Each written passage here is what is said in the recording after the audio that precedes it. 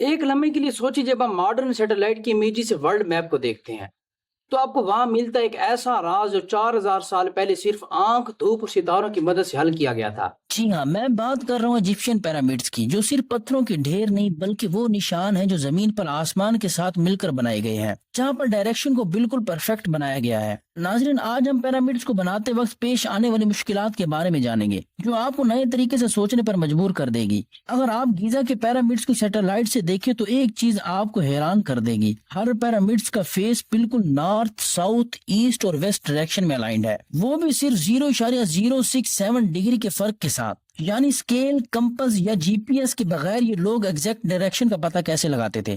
اس کام کو پورا کرنے کے لیے کچھ ٹیکنیک یوز کی گئی تھی۔ پہلی ٹیکنیک تھی شیڈو میتھڈ۔ صبح اور شام کے وقت ایک سٹک سے سورج کے سائے کو ٹریک کیا جاتا تھا۔ جب شیڈو بالکل چھوٹا ہوتا اس وقت کا اینگل ڈیو نارتھ دکھاتا۔ یہ پریکٹیکل اپروول میتھڈ ہے جس کو ویریفائی بھی کیا گیا ہے۔ لیکن دوسری تھیوری یعنی کہ سٹار الائنمنٹ، یہ زیادہ دلچسپ ہے۔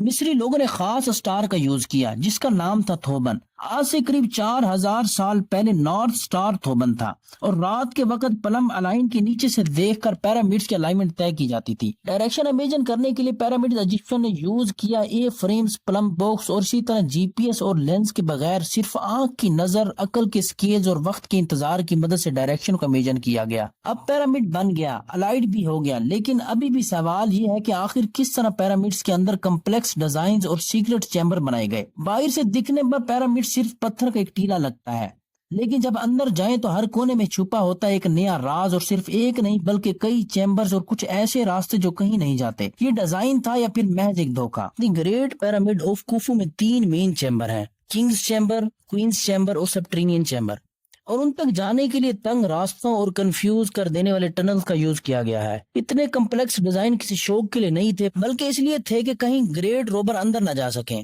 جب فرعون کی باڈی دفن ہوئی تو وہاں تک پہنچنا آلموسٹ امپوسیبل بنا دیا جاتا تھا۔ کئی جگہوں پر جھوٹی دیواریں اور فیک کوریڈور بھی بنائے گئے تاکہ اگر کوئی شخص اندر جائے تو وہ غلط راستوں میں ہی کھو جائے۔